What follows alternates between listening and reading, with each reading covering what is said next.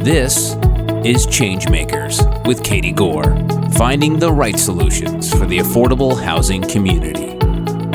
Welcome back to my conversation with ChangeMaker Carla Godwin, the Executive Director of the PERIS Foundation, where she raises funds, support, and awareness for PERIS Hill, an affordable housing community that includes youth in extended foster care.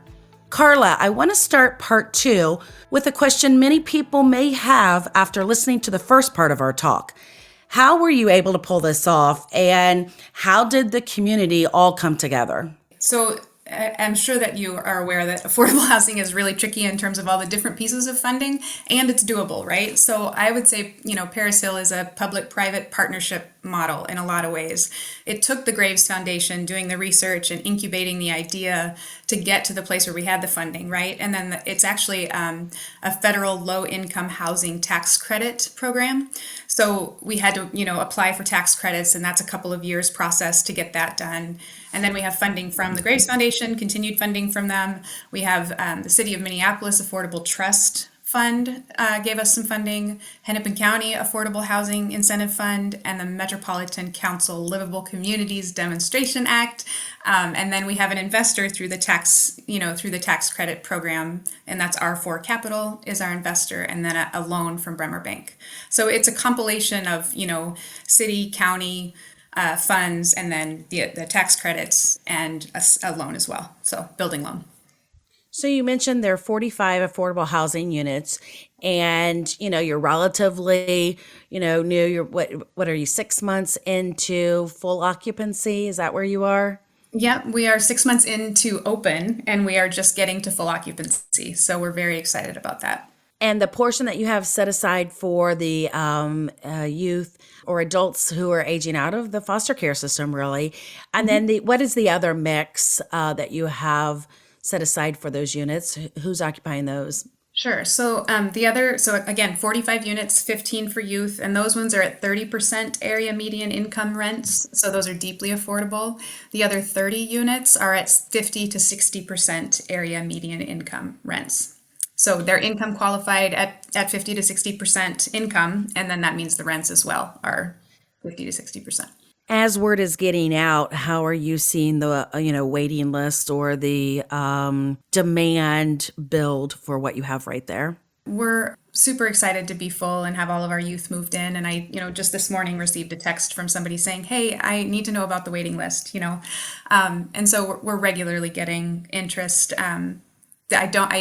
We're definitely not, there isn't enough of this kind of housing. So anybody who's willing to step in and say, "Hey, this is something I'd like to explore," there's always room for that. But we do have lots of people interested. We work with referral partners specifically for the 15 youth units. So organizations in town who are working with former foster youth or with current foster youth refer to us. So we work with Hennepin County Extended Foster Care, the Division of Indian Works, the YMCA, an organization called Connections to Independence, and all of them refer youth to us. So we've got good relationships with different youth services organizations throughout Minneapolis to make sure that we are finding the youth who need this space and who can use it. I'm sure the launch of this has not come without challenges. So what were some of those challenges that you experienced with this particular model? And, how did you guys overcome those or push those to the side? Or, I'm thinking of somebody who's listening to this podcast and who's saying, "I want this in my community." What would you tell them to be aware of or how to navigate? The first obstacle was probably building relationships in Lowry Hill, in the neighborhood. This was pre my time, but Bill Graves, who is the president of the Graves Foundation, and my colleague Kira Rankin, who was one of the original researchers for PERIS Hill, started attending neighborhood meetings as soon as they had decided this was a location they wanted to build in. And that was tricky for the neighborhood initially to think about there being an affordable housing building in their neighborhood. So that conversation was ongoing and regular, and we still are regularly. I attend Lowry Hill Neighborhood Association meetings monthly and give reports and just make sure we're maintaining good relationship with the community. But I would say, building in a well-established neighborhood was the first, it was important, and it was the first obstacle that we worked to overcome. I would say second has been just sort of building the relationships with extended foster care in Hennepin County. because we want to be youth centered, always looking at youth and what they need first, sometimes it can be tricky to work with really well established systems that tend to be program oriented. So just continuing to have those conversations, these are really human conversations where we're talking to an organization that deeply cares about their youth and also has, a program to protect. And so, and we're pushing for, let's see if we can, put the youth above the program, and just those conversations, they've all been tricky, and they've been really productive and really good. So I'm really grateful to see how our county systems have been willing to listen to and talk to us and the link, and just continue to expand what they're willing to do in terms of housing for extended foster care youth. As a society, we're learning more and more about how trauma, especially early trauma, impacts individuals. How do you see housing be the component that they need at this point in their life, as opposed to any other thing like job or education? Yeah. What is housing doing for them? Yep. I really appreciate this question, Katie.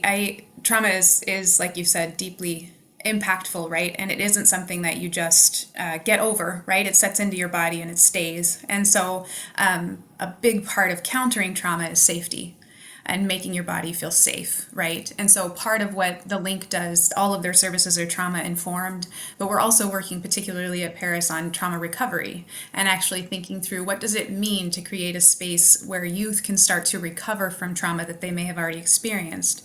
And a large part of that is a sense of safety in their space. Trauma is the experience of having been unsafe in your body or in your space. And so countering that with a safe space is deeply important. One of our board members is a former foster youth, and her name is Lucina. And we're committed to always having somebody with lived experience of foster care on our board. And Lucina is an incredible person, but she has talked about how sometimes former foster youth will move into a space and they won't unpack their boxes because they don't think they're going to get to stay, And so we've talked extensively about how do we make sure youth have the support they need to unpack their boxes and settle in and feel safe and know that they've got what they need. So I think that housing is actually foundational to the other pieces that you're talking about. Trauma can actually block our access to other things. It can block our access to knowledge, right? We can know something, and if trauma's active in our brain, we can't actually access that knowledge, right? So creating that safety that is housing, that is the place that these youth live, will enable and start to create the safety so that they can reach toward education and reach toward employment and do the next things that they need to do. So to me, housing is step one. It is foundational to all other steps toward thriving adulthood. There is so much power in what you just said, housing being step one, the safety of space, because education, the pursuit of education and jobs, there's not safety in those because the ever changing or the internal conversation that's happening as you're pursuing those or as you're navigating that. But housing can do that. Housing can provide safety and space. You just gave us an amazing glimpse of truly what's going on, not just in those people who are in your community, but really in a lot of other affordable housing communities as well. Yeah, I agree that I don't think we've sorted completely how much impact trauma can have and how we can counter it. I think about my own past, and one time we moved into a place and we didn't want to hang pictures on the wall. And we couldn't figure out why. And it was that moment where you realize, is it okay to unbox my stuff? It was that equivalent for us. It was like, is it okay to hang stuff on the wall? Are we going to be here for a minute? And when you have lived in a situation that has made your mind alter in such a way of the basic core of, can I unbox my stuff? Can I hang stuff on the wall? You realize your life has taken a moment to try to preserve versus thrive. And, when affordable housing isn't there, it really impacts all of the other decisions, exactly what you said. So how are you training your staff to be trauma informed? How do your staff know how to navigate that? Yeah, so we are actually really light on staff at the PERIS Foundation, which is intentional. So I am actually the only staff person for the PERIS Foundation, and I work with a working board. So I can talk about that if you want. But in terms of the staff who are working with youth, that is the LINK staff. They're on site, all the time, and they are thoroughly trained and trauma informed in conflict resolution and all of those kinds of practices. And so they work hard, the LINK does, to inform and to train their staff. So I would love to claim that that's, a PERIS Foundation training, but it isn't. It's the LINK, and we rely on them and their expertise and their partnership to make sure anyone who is working with youth really is trauma informed.